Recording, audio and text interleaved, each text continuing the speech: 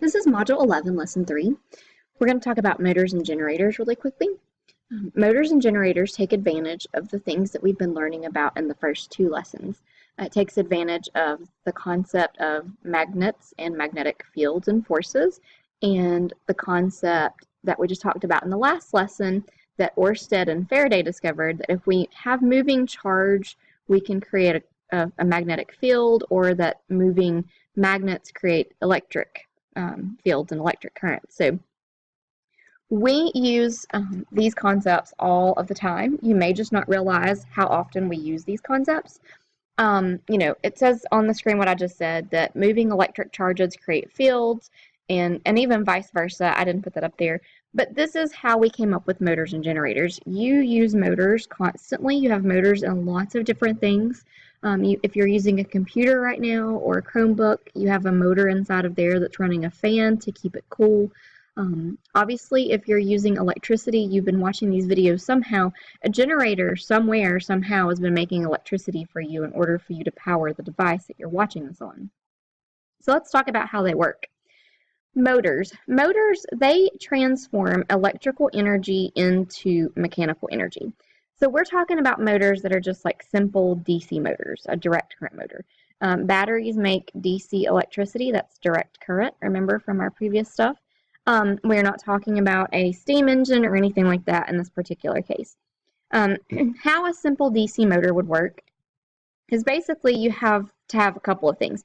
You have to have a set of permanent magnets. The permanent magnets are right here, these red and blue blocks. And notice it's like our last setup that we had, where we had the current going between the two magnets and we were looking at how the forces interacted with each other. This is that same kind of setup. Then you have to have a loop of wire. So our loop of wire is, of course, right here. It's this thing that's going through and around that I just highlighted in yellow. It was already yellow. Now the ends of the loop have to be attached to a split ring. That's right here, okay?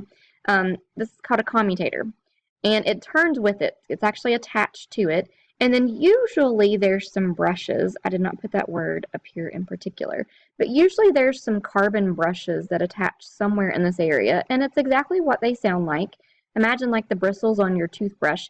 They don't actually spin with the wire, but they're what make the connection between the battery wiring and the loop of wire that's in the middle in the commutator. Oh, I did use it right here. Fixed brushes. So the commutator spins with it. It's here. It can go round and round and round. And then the brushes would probably be like right in here to attach them together to touch them. Now, here's how this is working. Okay, here's my basic. This is like the most basic that I think I can make this definition. So as current flows through the battery here, okay, so we have current flowing. And this particular picture is not following conventional charge. It is actually following the flow of electrons. So it's just the gist of it. There's faults with this. I searched forever to find a picture I was happy with.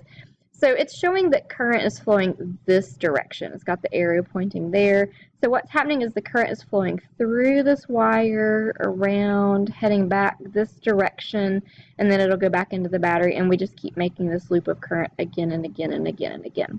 Now what happens is it makes a magnetic field around this particular little loop. And remember how we said before that part of the field is going to repel and part of the field is going to attract. I'm actually going to go back to that so that you can hopefully remember a little bit better what I was saying. Right here when we had this, we had the fields coming across, right? Because we had like the north pole of one magnet, south pole of another, but the field's coming across. And the way we made our circle here for the current, it repelled up top, but it attracted on the bottom. Well, if you can picture that back here,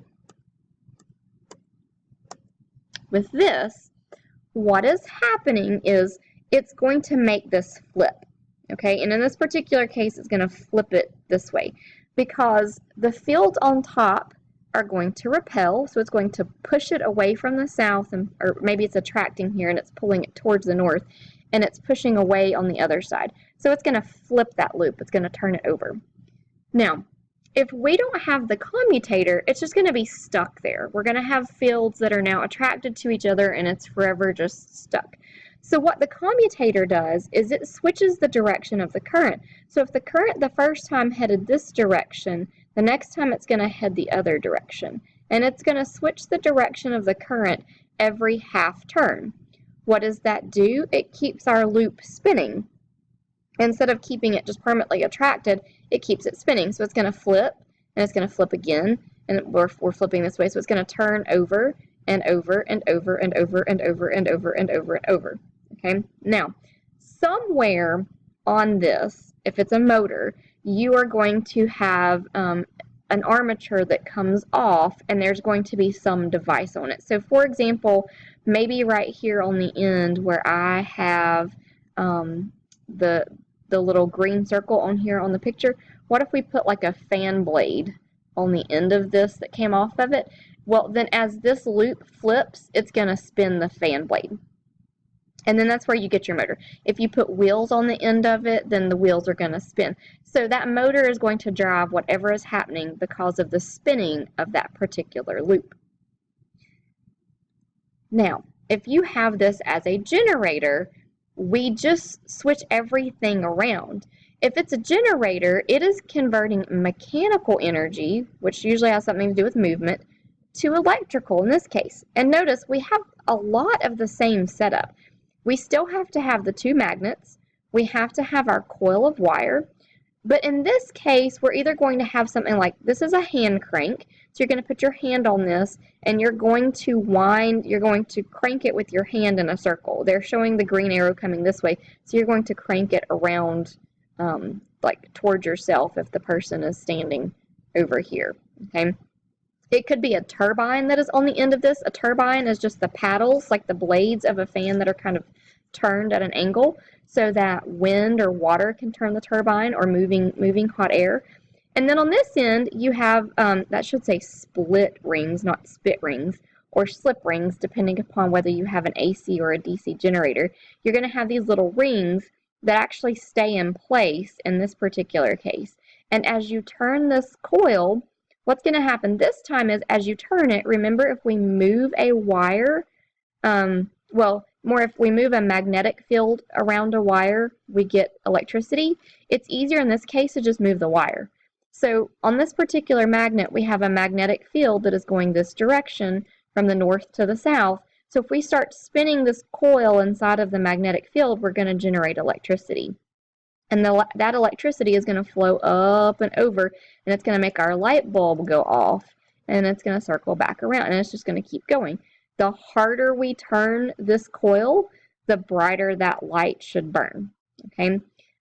Most generators will produce AC current because they will have a commutator on it that will switch the direction of the current every half turn, just like with the generator. Okay. Well, that's the end of this lesson. It's very brief. What you need to know from it is the basics of how to make a motor or a generator and just the gist of how they work. I realize that it's not a whole lot, but it isn't necessarily the most straightforward definitions. If you have questions, let me know.